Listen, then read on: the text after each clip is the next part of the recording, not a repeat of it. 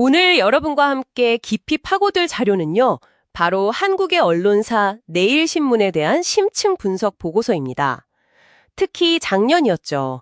2024년 12월 3일, 한국 사회를 정말 뒤흔들었던 그 비상계엄 사태 때 이 신문이 과연 어떤 목소리를 냈는지, 또 그 배경에는 뭐가 있었는지 이걸 좀 집중적으로 들여다보려고 합니다. 네, 여기서 아주 흥미로운 지점은 이 보고서가 내일신문의 보도 태도를 그들만의 굉장히 독특한 소유 구조랑 직접 연결시킨다는 점이에요. 아, 소유 구조요? 네, 과연 언론사의 주인이 누구냐 이 문제가 국가적인 위기 상황에서 어떤 차이를 만들어내는지 그 연결고리를 찾아보는 게 이번 딥다이브의 미션이라고 할 수 있겠습니다. 보고서를 보니까 가장 먼저 눈에 띄는 게 바로 그 지배 구조더라고요.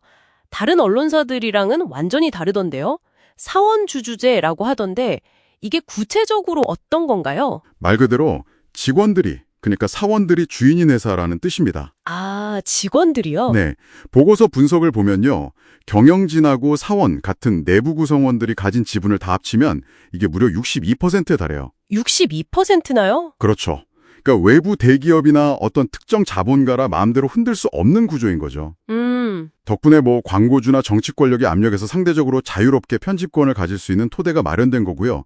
보고서는 이걸 자본으로부터의 독립 가능성이라고 평가하고 있어요. 와, 이론적으로는 정말 이상적인 구조네요. 그렇다면 그 독립성이라는 게 진짜 시험대에 올랐을 때, 예를 들면 비상계엄 같은 이런 극단적인 상황에서요? 실제로 힘을 발휘했나요? 아니면 이론하고 현실은 좀 달랐나요? 바로 그 지점에서 진가가 드러났다고 보고서는 분석합니다. 아, 정말요? 네, 내일신문은 이 사태를 아주 명백하게 헌정 질서 파괴로 규정했고요. 정부에 대해서 굉장히 단호하고 또 비판적인 입장을 취했습니다. 근데 여기서 흥미로운 건 막 감정적으로 선동하기보다는 법적, 절차적 부당성이나 논리적 모순 같은 걸 차분하게 파고들었다는 점이에요. 아, 감정적인 게 아니라 논리적으로 파고들었군요. 맞습니다. 창간 때부터 지켜온 정신과 그 독립적인 소유 구조가 실제 위기 상황에서 헌법 수호의 파수꾼 역할로 나타난 대표적인 사례다. 이렇게 보고 있는 거죠. 권력에 대한 감시자 역할을 제대로 해낸 셈이군요. 그런데 보고서가 이 신문의 이런 밝은 면만 다루진 않더라고요. 여기서부터 이야기가 좀 복잡해지는 것 같습니다. 맞아요. 바로 ABC협회 부수조작 사건이라는 일종의 그림자를 지적하고 있죠. 아, 그 사건이요? 네, 당시에 많은 언론사들이 신문 유료 부수를 막 부풀려서 광고비 같은 부당이득을 챙겼다는 의혹이 터져 나왔거든요. 그런데 내일신문 역시 이 문제에 대해서는 대부분 침묵으로 일관했다는 비판을 받았어요. 잠깐만요. 그건 좀 충격적인데요. 밖으로는 헌법을 수호한다고 목소리를 내면서 정작 언론계 내부의 어떤 비리? 이런 문제에 대해서는 눈을 감았다는 거잖아요. 이 모순은 어떻게 이해해야 하죠? 보고서는 그걸 아주 날카롭게 침묵의 카르텔의 일부였다. 이렇게 평가합니다. 침묵의 카르텔. 네, 즉 거대 권력을 비판하는 데는 용감했지만 언론계 전체의 이익이 걸린 문제 앞에서는 그 감시 기능이 제대로 작동하지 않았다. 이런 거죠. 듣고 보니 오보에 대한 대처 방식도 약간 비슷한 맥락이네요.